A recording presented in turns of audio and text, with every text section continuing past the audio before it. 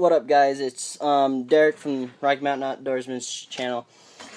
Today, I'm going to be talking to you about some things I've learned with using braid over the past couple of months, especially on a spinning rod. Well, I ended up getting snagged with my spinner, a real expensive spinner, maybe 10 bucks. And, I mean, this was my favorite spinner.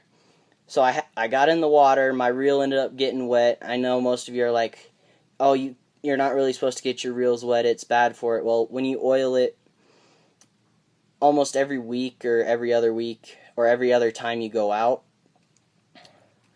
it makes a huge difference. Like, you don't have to oil it as often. It's going to be a better reel if you oil it like every other time you go out, or if you go out for a week straight, oil it the week after, or when the week's over. So I noticed that every time it would get snagged on something, I could keep reeling and there would be the drag wouldn't keep going even though I was snagged on something, because that line was just slipping on the spool, because the line got wet all the way to the spool. So especially when I was using spider wire, super slick or whatever. So I've just got a simple setup. I got a rod that's got an end piece on it, and just to hold the spool on there, so I don't have to use two vices or a nut, a bolt, so on and so forth. Just an old spool for line, as you can tell. Got two little holes right there to tie line onto. Drilled another hole right here for the line, or for a handle of some sort.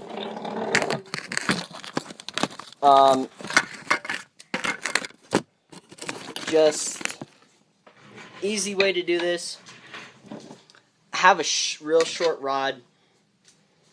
Maybe hold it between your legs and just kind of try and keep it on your spool.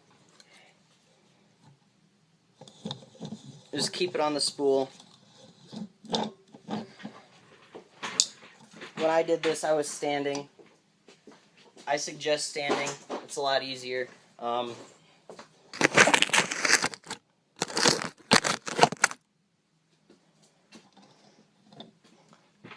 Take your office chair, kind of set it sideways so everything can go as it pleases. Hold your finger at the end of the line in front of the spool, just to keep it on the spool. I don't know what's going on today. When I did this the first two times with my bait caster and my normal rod, it went a whole lot smoother. Oh, that's why.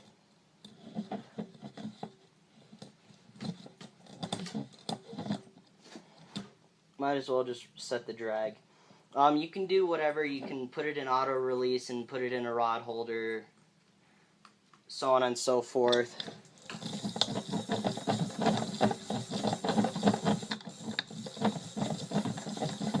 And when my brother told me before this all happened, he's like, oh yeah, you're supposed to back all your reels that have braid on it with mono or fluoro. I was like, yeah, BS.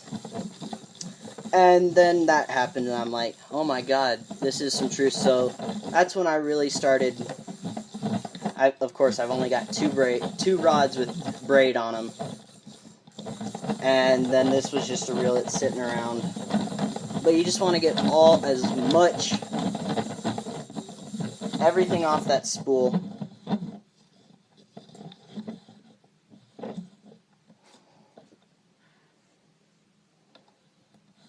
Everything off the spool.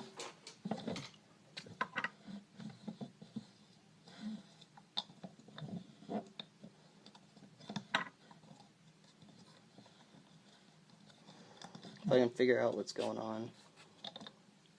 There we go.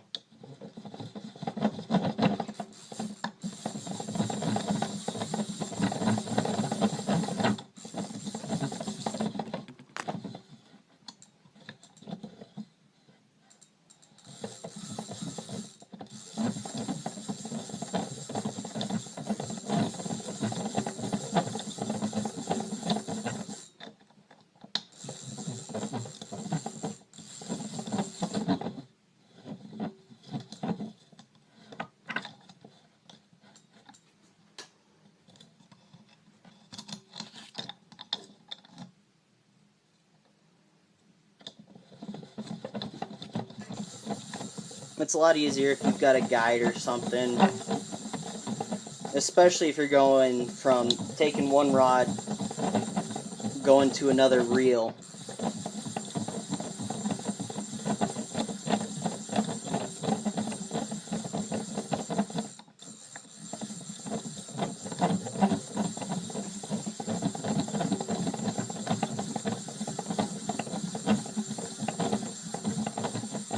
But I like this a lot more because you can put more line on the reel, or you can strip more off than going from a reel to a reel.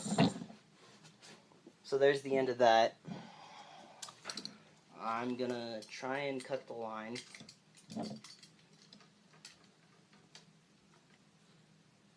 Oh, I guess it's just a slip knot.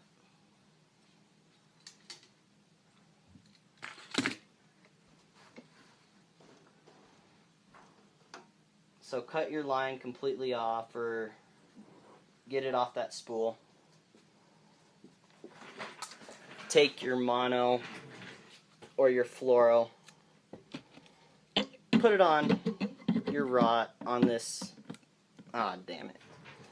Well, I was gonna say put it on your post, but this one's not gonna fit. So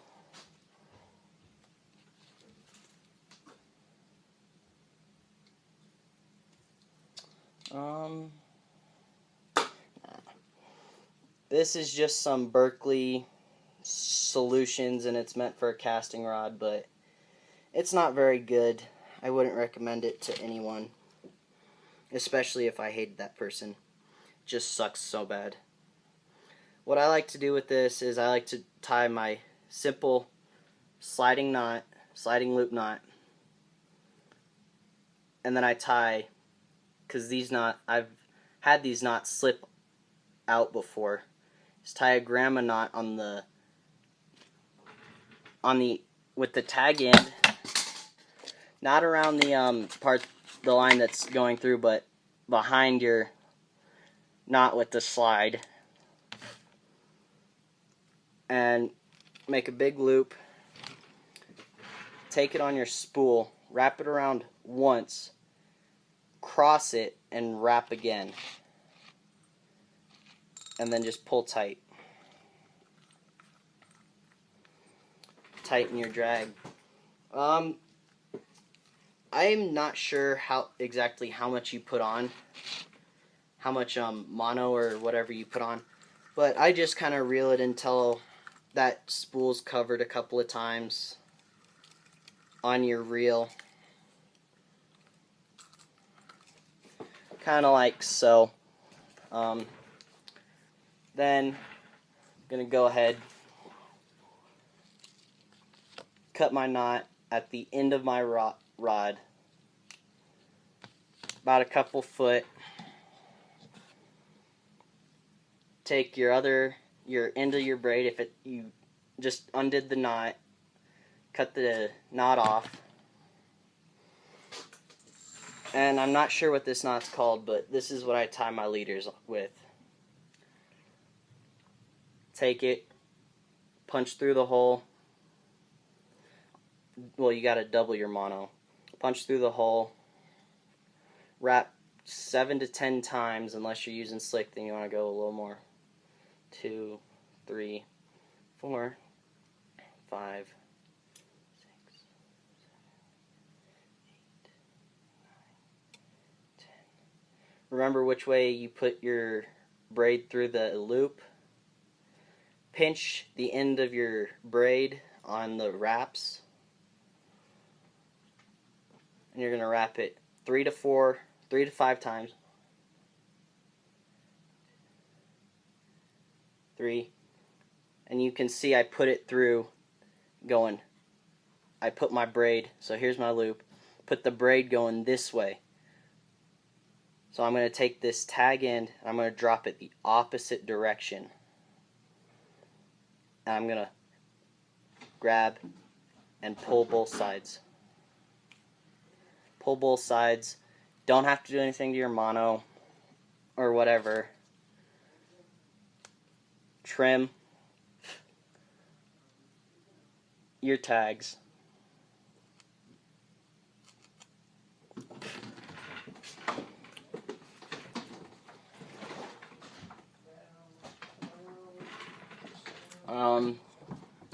Make sure your braid's not caught on anything.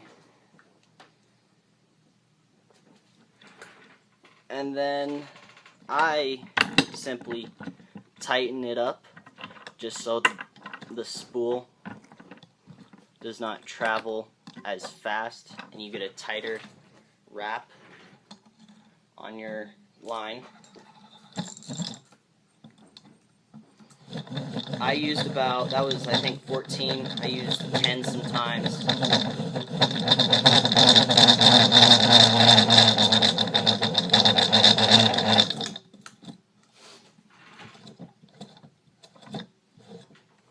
But you just reel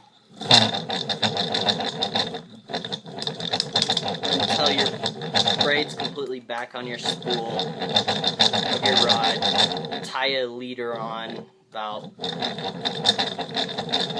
what would you say, about a 5-foot leader, using the same knot you just did with fluoro or mono, whatever your preference is. I prefer,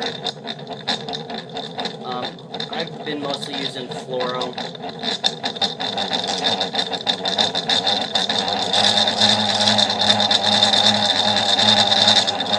But yeah, you guys get the gist. Basically halfway done. So I'm gonna let you guys get back to your lives. Till next time, Rocky Mountain Outdoorsman is out.